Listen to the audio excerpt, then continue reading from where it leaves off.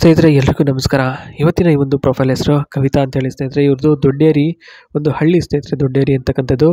ನೋಡಿ, ಇವ್ರದ್ದು ಸೈಟ್ಗಳಿದ್ದಾವೆ ಒಂದು ವಿಲೇಜಲ್ಲಿ. ಜಮೀನು ಸುಮಾರು 5 ಎಕರೆ ಇದೆ. ಓಕೆನಾ, ಇವ್ರದ್ದು ತವರೂರು ಕೊಳ್ಳೇಗಾಲ ಇರೋದು ಮಾತ್ರ ದೊಡ್ಡೇರಿ ಹಳ್ಳಿಯಲ್ಲಿ. ತಂದೆ ತಾಯಿ ಮನೆ ಕಡೆ ತುಂಬ ಚೆನ್ನಾಗಿದ್ದಾರೆ ಅಂತ ಹಳ್ಳಿ ರೈತನಿಗೆ ಕೊಟ್ಟು ಮದುವೆಯನ್ನು ಮಾಡಿಬಿಟ್ರು ಅಂತ ಹೇಳಿದ್ದಾರೆ. ಇಷ್ಟ ಆಗಲಿಲ್ಲ ಆ ಒಂದು ಕಾರಣ, ಆದ್ರೂ ಅಪ್ಪ ಅಮ್ಮ ಹೇಳಿದ್ದಾರೆ ಅಂತ ಮದುವೆ ಆದರು. ಜಮೀನು ಬಂದ್ಬಿಟ್ಟು ಈಗ ಸಿಟಿಗೆ ಸೇರಿಕೊಂಡಿದೆ ಆ ಒಂದು ಜಮೀನು, ಇವ್ರಿಗೆ ಇರ್ತಕ್ಕಂಥ ಜಮೀನು. ಹಾಗಾಗಿ ಎಲ್ಲರೂ ಸೇರಿಕೊಂಡು ಲೇಔಟ್ ಮಾಡುವಂತಿದ್ದಾರೆ. ಅದಕ್ಕೇ ಜಮೀನು ಅಭಿವೃದ್ಧಿ ಮಾಡಿ ವರ್ಷ ಕಳೆದರೂ ಸಹ ಯಾರೂ ತೆಗೆದುಕೊಳ್ಳೋಕ್ಕೆ ಮುಂದೆ ಬರ್ತಿಲ್ಲ. ಒಂದು ವೇಳೆ ಏನಾದರೂ ಅದನ್ನು ಮಾರಿಸಿಕೊಟ್ಟವರಿಗೆ ಕೈ ಎತ್ತಿ ಮುಗಿತೀನಿ, ಸಂತೋಷ ಆಗುತ್ತೆ ಸರ್ ಅಂತ ಇಲ್ಲಿ ಕಳಕಳಿಯ ಒಂದು ಪ್ರಾರ್ಥನೆಯನ್ನು ಮಾಡ್ಕೊಂಡಿದ್ದಾರೆ. ಇನ್ನು ಜೊತೆಗೆ ಮನಸ್ಸಿಗೆ ಬಂದಷ್ಟು ಸುಖ ಅನುಭವಿಸೋಕ್ಕೆ ಕೊಡಲಾಗುತ್ತದೆ ಅಂತ ಹೇಳಿದ್ದಾರೆ. ಸುಖನೂ ಕೂಡ ಕೊಡ್ತಾರಂತೆ ಸ್ನೇಹಿತರೆ.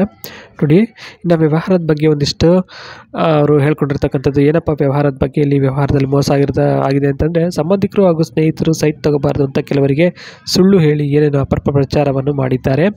ಒಂಟಿಯಾಗಿ ಅವರನ್ನು ಎದುರಿಸಲು ನನಗೆ ಸ್ವಲ್ಪ ಕಷ್ಟ ಆಗುತ್ತೆ, ಏಕೆಂದರೆ ಗಂಡನೂ ಪುಕ್ಲ ನಾನು ಪುಕ್ಲಿ. ಹಾಗಾಗಿ ಜೊತೆಗೆ ಒಬ್ಬ ಮಿಂಡ ಸಿಕ್ಕಿದರೆ ಹೇಳ್ದಂಗೆ ಕೇಳ್ಕೊಂಡು ಬೇಕಾದರೆ ಬಿದ್ದಿರ್ತೀನಿ, ಒಂದು ಆನೆ ಧೈರ್ಯ ಬರುತ್ತೆ ಅಂತ ಇಲ್ಲಿ ಹೇಳಿರ್ತಕ್ಕಂಥದ್ದು ಅಷ್ಟೇ. ನನ್ನ ಉದ್ದೇಶ ಏನಪ್ಪ ಅಂದರೆ, ಆ ಸೈಟ್ಗಳು ಮಾರಾಟ ಆಗಬೇಕು, ಎಷ್ಟು ಬೇಕಾದರೂ ನೋಡಿ ಖರ್ಚು ಮಾಡೋಕ್ಕೆ ರೆಡಿ ಇದ್ದೀನಿ ಅಂತ ಹೇಳಿದ್ದಾರೆ. ಒಟ್ಟಲ್ಲಿ ಆ ಸೈಟ್ ಮಾರಾಟ ಆದರೆ ಸ್ನೇಹಿತರೆ ಕೈ ತುಂಬ ಇವರಿಗೆ ಹಣ ಸಿಗುತ್ತೆ.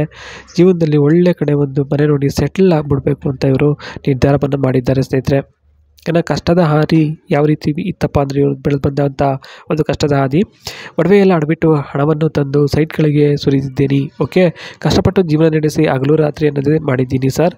ಒಂದು ವೇಳೆ ಸೈಟ್ ಮಾರಾಟ ಆದರೆ ಒಂದು ರಾತ್ರಿ ಬೇಕಾದ್ರೆ ಮಲಗ್ತೀನಿ, ಇಷ್ಟ ಆದರೆ ಬೇಕಾದ್ರೆ ದಿನ ಬೇಕಾದ್ರೆ ಮಲಗ್ತೀನಿ ಅಂತ ಹೇಳಿದ್ದಾರೆ. ಇನ್ನು ಆದರೆ ನಿಜ ಗಂಡ ತುಂಬ ಒಳ್ಳೆಯವನು, ಏನು ಬಂತು ಪ್ರಯೋಜನ, ಒಂದು ಮೇಕಪ್ ಬಾಕ್ಸ್ ಆಗಲಿ ಅಥವಾ ಸೀರೆ ಆಗಲಿ ಕೊಡಿಸಿಲ್ಲ.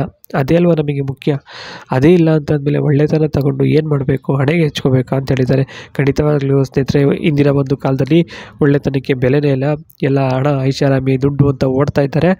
ಸೊ ಏನು ಮಾಡೋದಕ್ಕಾಗಲ್ಲ, ಕಲಿಯುಗ, ಅನುಭವಿಸಲೇಬೇಕು ಅಂತ ಹೇಳ್ತಾ ಇವತ್ತಿನ ಈ ಒಂದು ವಿಡಿಯೋನ ಇಲ್ಲಿಗೆ ಎಂಡ್ ಮಾಡ್ತಾ ಇದ್ದೀನಿ. Thank you very much for watch. Bye.